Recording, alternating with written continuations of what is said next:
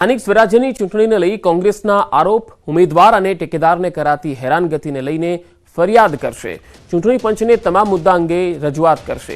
જૂનાગઢમાં દબાણના કારણે કોંગ્રેસના 2 નેતાના ફોર્મ પાછા ખેંચાવી બિનહરીફ કરાવી। કોડીનારમાં દિનુ ભોગા સોલંકી અને તેના માણસોએ ડરનો માહોલ ઊભો કર્યો। હળવદમાં કોંગ્રેસના કાર્યકર્તાઓએ પોલીસ પાસે મદદ માંગી તો બિલીમોરામાં ઉમેદવારના ટેકેદારોના નામ જાહેર કરાયા।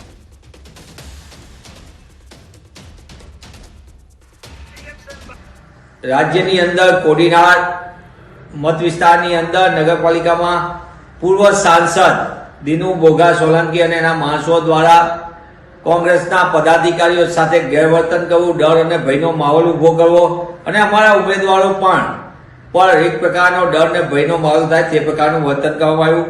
त्यारे अमारा पक्षना आगेवान स्थानिक कक्षाए तेमणे तरत ज चूंटणी अधिकारी समक्ष तमाम प्रकारना विडियो फूटेज ने बधुं माग्युं छे, जेथी कई खबर पड़े कि कई प्रकारे दादागिरी अने धाक धमकीनुं वातावरण ऊभुं करवामां आवेलुं छे। राज्यमां स्थानिक स्वराज्यनी चूंटणीनो जंग जाम्यो छे, त्यारे बोटाद जिल्लामां फॉर्म चकासणीनी कामगीरी पूरी कराई, जेमां बोटाद नगरपालिकामां 4 फॉर्म रद्द कराया, जेमां भाजपनुं 1 अने आपना 3 फॉर्म रद्द थया। गढ़ડા नगरपालिकामां कोंग्रेसना 2 फॉर्म परत खेंचाता भाजपना 4 उमेदवारनी बिनहरीफ जीत थई। तो बोटाद नगरपालिकानी 44 बेठक माटे कुल 89 फॉर्म भराया हता, जेमां 4 फॉर्म रद्द थता 85 फॉर्म मान्य रह्या। कुल 3 फॉर्म रद्द थया छे। एमां जे शौकत अली छे एने वोर्ड नंबर 9 અને वोर्ड नंबर 5 માં फॉर्म भर्યું હતું અને वोर्ड नंबर બીજા 5 ના એક ડમી ઉમેદવાર હતા રમેશભાઈ કરીને, તેઓનું પણ ફોર્મ રદ થયું છે। અને અમારે ભારતીય જનતા પાર્ટીમાં વધુ અમારા ઉમેદવાર વિજય થશે, કેમ કે વોર્ડ નંબર 9 ની અંદર જ્યારે અમારા ભારતીય જનતા પાર્ટીના 4 અને સામા પક્ષે 3 હતા, એમાંથી પણ આજે એક ફોર્મ રદ થયું છે, ત્યારે વધુ એક ઉમેદવાર અમારા વિજેતા થવાના છે। અમારા જે 3 ફોર્મ રદ થયા છે અને 25 કેન્ડિડેટો હાલમાં અમે લડી રહ્યા છે। તાલુકા પંચાયત બંને જિલ્લાની છે, તેમાં પણ અમારા ફોર્મ મંજૂર થઈ ગયા છે અને એક રહે બોટાદ જિલ્લાની જિલ્લા પંચાયત પાળિયાદ, તેમાં પણ અમારો ફોર્મ મંજૂર થઈ ગયેલ છે। બોટાદ નગરપાલિકાની 44 બેઠકો ઉપર 11 વોર્ડમાં ટોટલ 89 ફોર્મ આવેલા હતા। એ પૈકી 85 ફોર્મનો સ્વીકાર કરવામાં આવ્યો છે અને 4 ફોર્મ અસ્વીકાર થયા છે। केन्द्रना बजेट बाद रेलवे बजेट अंगे पश्चिम रेलवेना डीआरएम विभागनी पत्रकार परिषद योजाई। आ परिषदमां केन्द्रीय रेलवे मंत्री पण वर्च्युअली जोड़ाया। તેમણે જણાવ્યું કે ગુજરાત રેલવેને આ બજેટમાં 17,155 કરોડ રૂપિયા ફાળવવામાં આવ્યા। વર્ષ 2014 પહેલાના બજેટની તુલનાએ હાલનું બજેટ 29 ગણું વધારે છે। વર્ષ 2014 બાદ ગુજરાતમાં 2,700 કિલોમીટર જેટલા રેલવે ટ્રેક લંબાવવામાં આવ્યા છે। હાલ નવા બજેટમાંથી 50 નવી નમો ભારત ટ્રેન, 100 અમૃત ભારત ટ્રેન, 200 વંદે ભારત સ્લીપર ટ્રેનો બનાવવામાં આવશે।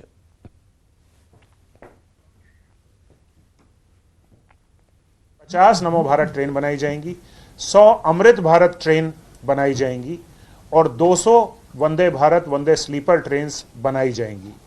तो आने वाले समय में इस बजट का जो प्रभाव है वो जनमानस के लिए बहुत ही पॉजिटिव होगा।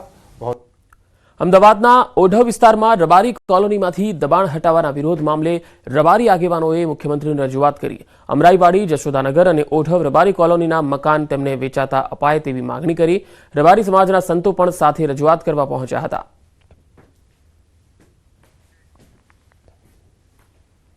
જ્યારે 1960માં કોર્પોરેશન લિમિટ નથી ત્યારથી અમે લોકો અહીંયા રહીએ છીએ, તો અમને એ પ્રમાણે જે જંત્રી પ્રમાણે નહીં પણ જે અમદાવાદ કોર્પોરેશનનો જે ઠરાવ હતો એ પ્રમાણે અમે પૈસા ભરવા તૈયાર છીએ।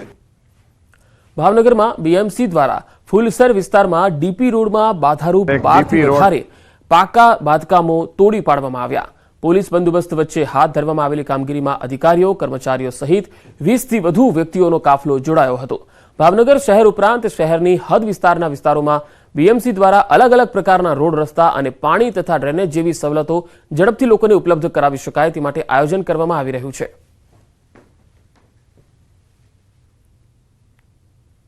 એક ડીપી રોડ 24 મીટરનો હતો, તેમાં 10 થી 12 દબાણો હતા, નાના મોટા મકાનો હતા, જે પાકા બાંધકામો, જેને આજરોજ રોડનો કામ શરૂ કરવાનું હોય એ રોડના અડચણરૂપ દબાણો તમામ હટાવેલ છે। દ્વારકામાં હની ટ્રેપના આરોપીઓ ઝડપાયા। દ્વારકા પોલીસે હની ટ્રેપની આરોપી યુવતી અને અન્ય આરોપી હનીફ શાહ, સામદાર, દિલીપસિંહ વાઢેર વિશાલ માયાણી અને ક્રિશ બાવાજી અને કરીદ ઉઠારમાંથી 3 આરોપીને ઝડપી લીધા. આરોપીઓએ વડોદરા ગામના 31 વર્ષીય જીતેન્દ્ર નામના યુવકને પ્રેમજાળમાં ફસાવ્યો હતો. બાદમાં યુવતીએ યુવકને દુષ્કર્મ કેસમાં ફસાવી દેવાની ધમકી આપી અને પૈસા પડાવ્યા. યુવતી સાથે સંડોવાયેલા અન્ય આરોપીઓએ યુવક પાસેથી કટકે 1,13,500 રૂપિયા પડાવી લીધા હતા. આખરે યુવકે ખંભાળિયા પોલીસમાં ફરિયાદ નોંધાવતા કાર્યવાહી હાથ ધરાઈ. હનીફ સલીમ શાહ સામદાર, વિશાલ સિદ્ધુ માયાણી, દિલીપસિંહ જીતુભાઈ વાઢેર વગેરે નાઓએ ભેગા થઈ અને બળાત્કારનો કેસ ન કરવા બદલ ધમકી આપી, માર મારી તબક્કાવાર જીતુભાઈ પાસેથી કુલ 1,13,000